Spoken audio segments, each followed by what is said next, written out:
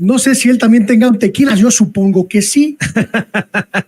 Mi querido Norman, pues se te cumplió porque él estuvo Él hablando está en sus feliz. columnas de que México ya iba en camino a tener una presidenta y hoy se confirma que sí, vamos en camino. Fuimos pocos, pero Tú, los no, elegidos. o sea, no, Los ¿te fijas elegidos, cómo es?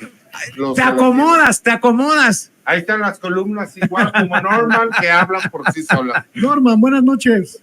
¿Qué tal, Luis Guillermo? Qué gusto ver a César, a Paco, a Vicente, todo mojado, pero afortunadamente muy cerca de la posibilidad de cambiarse.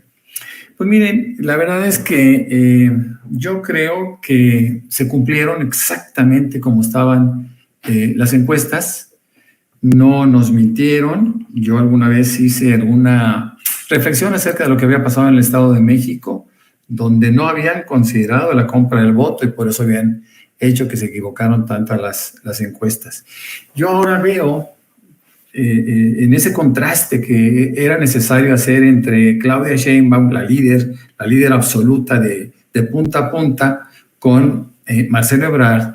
Tú te acordarás, Luis Guillermo, cuando platicamos largo y tendido en un texto mío sobre Marcelo Ebrard, ¿no? En donde yo decía que Marcelo Ebrard era poco asimilado por la militancia y por los simpatizantes de Morena, porque finalmente después del 2006 hubo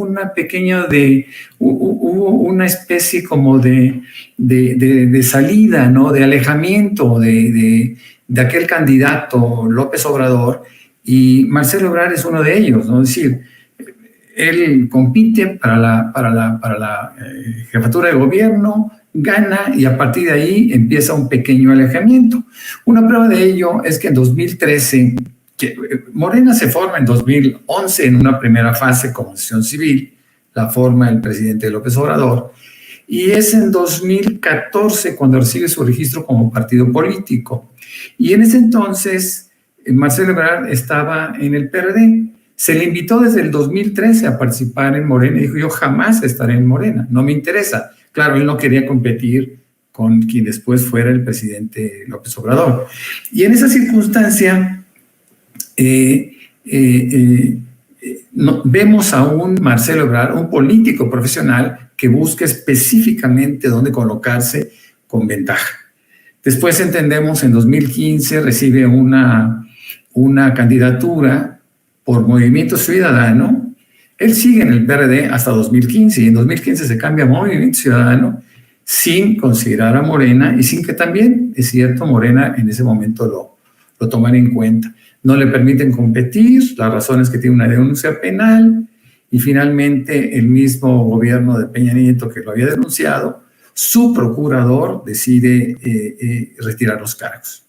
Entonces, ¿qué pasa con Marcelo? Marcelo se va a París, Marcelo se autoexilia y sigue perteneciendo al Movimiento Ciudadano. Jamás pensaba en Morena, hasta que se dio cuenta que Movimiento Ciudadano no era opción y que Morena crecía como la espuma.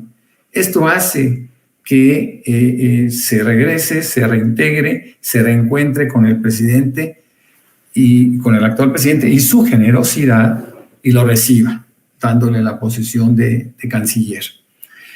¿Qué es lo que pasa con Claudia Sheinbaum en ese contraste necesario que tenemos que hacer? Claudia Sheinbaum, una militante de izquierda de toda su vida, PRD y Morena, nunca abandona al presidente, siempre está con el presidente, siempre sigue, siempre apoya, participa, es fundadora de la asociación, es fundadora del partido en 2014 y siempre participa con el presidente López Obrador, hasta llegar al 2018, en donde gana la jefatura de gobierno. Estas carreras hay que compararlas, hay que contrastarlas, porque hay quienes pasan por alto la actitud que muestran los personajes, ¿no? Por eso Marcelo Ebrard nunca fue bien visto por el militante y por el simpatizante de Morena. Yo lo he dicho, y lo dije en su momento, Luis Guillermo, tú te acordarás cuando te dije, él sería una especie de candidato externo, ¿no? Porque nunca se le consideró como parte de Morena. Hay algo que me llama la atención, que dijo Vicente hace un momento, que me parece muy objetivo, me parece muy racional cuando se refiere a que los votos, este 25% promedio que recibe Marcelo Ebrard en estas encuestas, tienen mucho que ver, y hay que decirlo, tienen mucho que ver con la derecha. Recuerden que se esperaba que un 30% de las personas encuestadas pues, no representaban necesariamente a Morena ni eran sus simpatizantes. Y esos votos eventualmente pudieron ser para Marcelo Ebrard, a quien la derecha nunca lo vio con malos ojos, ¿no? Nosotros vimos cómo desde un principio rompe, viola acuerdos y se va a los brazos de los López Dórigas y los Ciros Gómez Leiva y demás, pasando por alto que había habido un acuerdo pues entre gente decente, ¿no? Entonces, desde ahí a mí me fue desilusionando un poco la actitud que tomaba, ¿no? La poca seriedad que le daba Marcelo Ebrard al proceso. Yo pienso que Marcelo Ebrard siempre se consideró como el heredero legítimo del presidente de la República, pasando por alto que había que ser aprobado antes de asumir esa posición, ser aprobado por el pueblo. Y en este caso el pueblo de México ubica perfectamente bien a Marcelo Ebrard y le da un golpe que yo creo que nadie esperaba, o por lo menos su grupo no lo esperaba. Pero yo quiero insistir, Marcelo Ebrard y Claudia Sheinbaum, lideró toda la carrera de punta a punta y la ganó como buen caballo, ¿no? ¿Y qué es lo que sucede? Pues que por fortuna al finalizar este día hay una posición conmovedora de un Adán Augusto que desde mi punto de vista no tenía una gran posibilidad porque no era conocido. Es decir, yo creo que él llegó un poco tarde a este proceso, ¿no?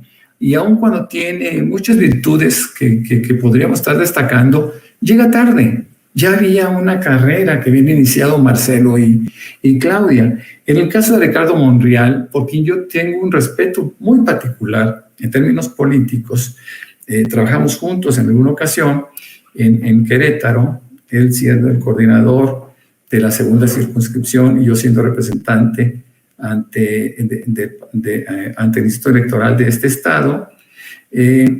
Yo encuentro muchas virtudes también en Ricardo Monreal. Lamentablemente sucede algo muy similar a lo que pasa con Marcelo Ebrard ahora. En aquel entonces, cuando pierde la posibilidad de competir por la jefatura de gobierno, justamente a manos de Claudia Sheinbaum, él hace todo un show, ¿no? Todo un circo, inclusive amaga con irse del partido. Y ahí Ricardo Monreal pierde una buena cantidad de su capital político. Esto es muy serio, esto es muy grave para él. 2021, nuevamente, se expone con la candidatura de Sandra Cuevas y demás, y sus apoyos con Fuerza Ciudadana, y después llevada a un PRD o llevada a una alianza en donde se castiga a Morena en la Ciudad de México. Muchos atribuyen estos sucesos a la influencia de Ricardo Monreal, en donde lamentablemente para él, yo creo que expone su carrera de una forma dramática y sus posibilidades también se reducen. Pensar en Ricardo Monreal, por ejemplo, para la jefatura de gobierno, pues ahora tendría que empezar a caminar cuesta arriba, teniendo ante sí pues, candidatos potenciales como un no político, más un policía, como Omar García Harfuch, que ha tenido una labor destacada en la seguridad de la Ciudad de México, y sobre todo Clara Brugada, que Clara Brugada es una política extraordinaria, ¿no? Y creo que vale la pena considerarla. Yo creo que estará por ahí la competencia, pero no hay que descartar la inteligencia, y la experiencia y la cultura política, la capacidad política que tiene Ricardo Monreal.